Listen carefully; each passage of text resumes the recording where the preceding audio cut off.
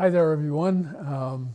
My name's John Ronan, and I want to give you just a little bit of background about the Writer's Block, a show that I produce and host here. Its official name is the Writer's Block with John Ronan. Makes sense. And to do that background, I'm going to have to go for a minute back into some very ancient history, back to the fall of 1989. That wasn't the beginning of the show, that was the beginning of the idea for the show. I was a guest in the fall of 1989 on a talk show, an interview show in Albany, New York. A gentleman, I'm embarrassed, I don't remember his name or the name of the show, but a gentleman interviewed me about poetry for a half hour. So it was an easy half hour. I'm a poet and I know how to talk about poetry. And of course, we all like to talk about ourselves a little bit. So I had fun there in Albany, New York. And the next morning, as I drove back to Gloucester, I kept thinking maybe that sort of half-hour writer talk, two-head interview show would work on Cape Ann, out of Cape Ann TV for Gloucester and Manchester and Rockport and Essex. So I resolved to make an appointment and find out. I knew the director at that time, Sinica Nogello, a little bit, but not well.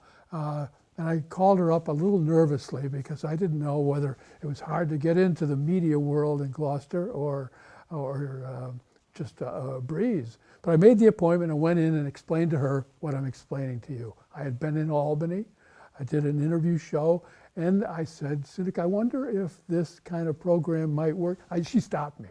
I don't think I finished that sentence. She said, when do you want to start, John? And she was extremely enthusiastic from the get-go and for the many, many years after, when she continued to direct Cape Ann TV and really helped the show form itself. And is responsible for its longevity too, really, because after a couple of years, I thought, well, I did that, that's nice. Maybe I'll think of something else now. And she said, no, stick with the show. And we have stuck with the show. And it's ancient history because we just finished our 26th season. The 16 season was our 26th.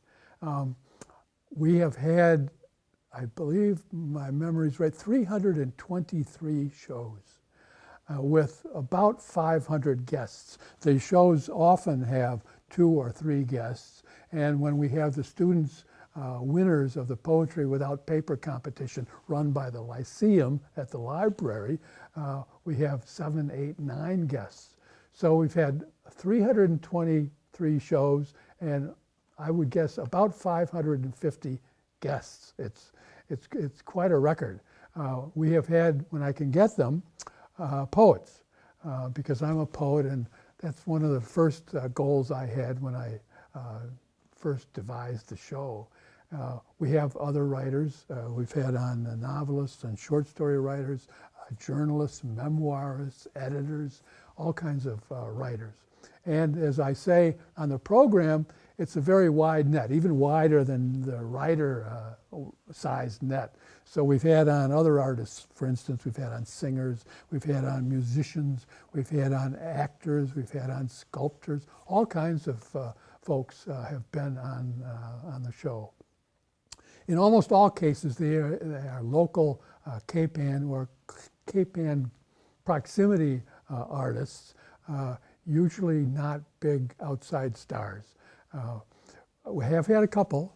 I want to mention Michael York, the actor. He spoke at the library some years ago, and he was very gracious.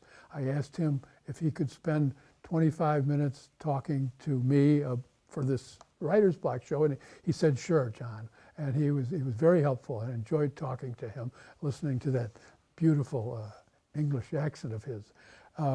Among poets, we have also had on a woman by the name of Linda Paston.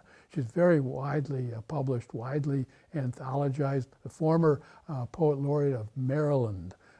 She was on because she had spoken at North Shore Community College. And I asked her, and I had arranged that, I asked her if she could be on this show and talk for a half hour, and she said, sure. And so she was good to do that. But mostly the show is for and about Cape Ann artists.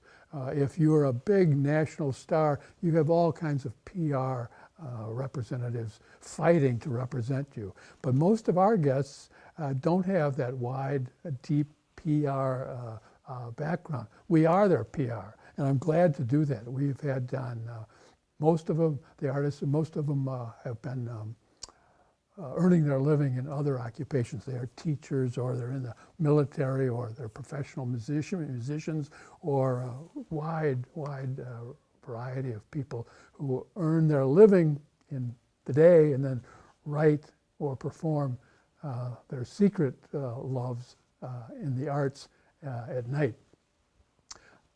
We plan on keeping going, and it's going to be easy because the new director, who's been here about 3 years, I think, Eric Archer, is doing a good job leading Cape Ann TV into this still new 21st century with Lisa Smith, who's been here quite a while, the assistant director.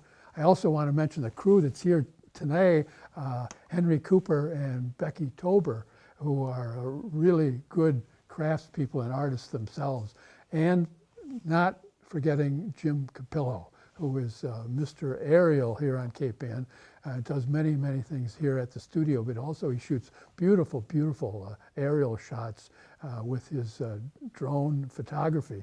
And you can see some of his work on Cape Ann TV and also at Cape Ann Museum.